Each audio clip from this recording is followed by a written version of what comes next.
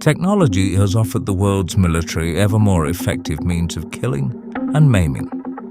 But the unintended victim of their aggression? Our planet. In May 1990, the US Navy released a discussion paper confronting a stark reality. Human activity was altering the weather. This was the first official signal that defense forces would need to prepare for threats of a different kind. The rising seas and catastrophic weather that would reshape the battlefield and the combatants they would face. In the years that followed, it seemed that the entire world was acknowledging this new reality. From any country. The imperative here is to do what we promise rather than to promise what we cannot do. By 1997, 116 nations signed the Kyoto Protocol. It was a declaration of profound change, an unprecedented moment of togetherness as the world united in facing an existential threat to us all. Despite the promises, we will meet our greenhouse gas limitation target for the purposes of the Kyoto Protocol. Carbon emissions have soared, and with them, seas and global temperatures. In a period of 6 weeks from late July to the end of August, over 15,000 people were killed in France by heat exhaustion, dehydration, and heat stroke. Each year, the situation deteriorates. Whilst our response remains woefully inadequate. To getting a binding framework of action after the Kyoto Protocol expires in 2012. Copenhagen. That's why I come here today, not to talk. Cancun. Cancun will be successful. Durban. The issue of the second commitment period of the Kyoto Protocol. Paris, Glasgow, Dubai.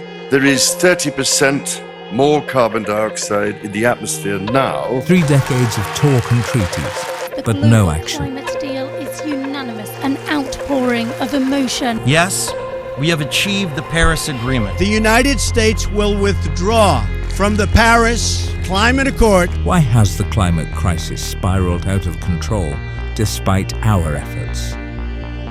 The truth is, fossil fuels remained central to our way of life.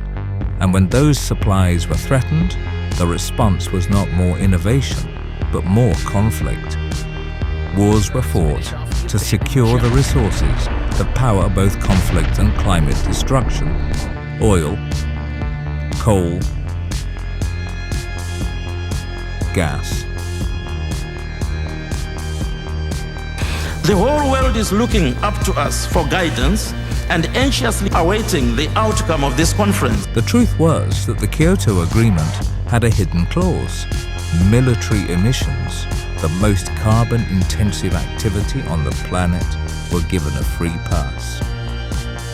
The industries and activities that consume the most fossil fuels exempted themselves from monitoring. Their emissions kept secret. Their impact on the climate crisis unchecked. And with every climate conference that followed, this exemption remained.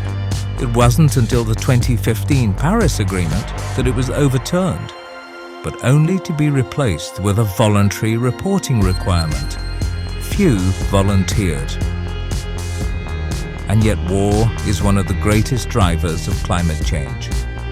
Global military forces are responsible for approximately 6% of all carbon emissions annually, more than many countries. It's far more than fuel-hungry fleets of tanks, planes and ships, but also the vast supply chains and infrastructure developed to support combat, all powered by fossil fuels. The war on terror alone was responsible for 1.2 billion tons of greenhouse gas since it began, with yearly emissions equivalent to a nation the size of Sweden. While the first 3 months of the war in Gaza led to new emissions greater than those of 26 individual countries annually. But emissions only tell a fraction of the story.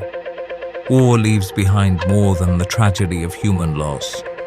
It scars the land, destroying ecosystems and poisoning the earth. Rebuilding lost infrastructure generates vast amounts of emissions and poisons. The consequences of every individual war are felt across the entire planet for generations. Conflict and militarism fuel the destruction of both people and the planet in pursuit of resources that only accelerate the crisis. The results of this failure are unmistakable.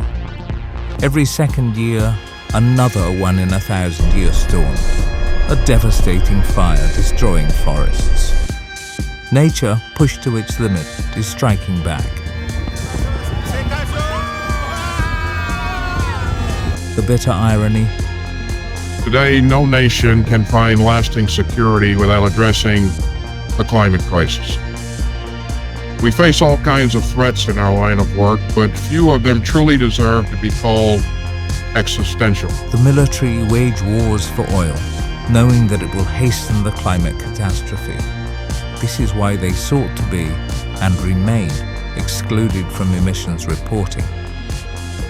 The global military's addiction to oil, their addiction to secrecy, and their addiction to war must end. The global military has declared war on climate, and now the climate is fighting back. The real question is, whose side will we choose?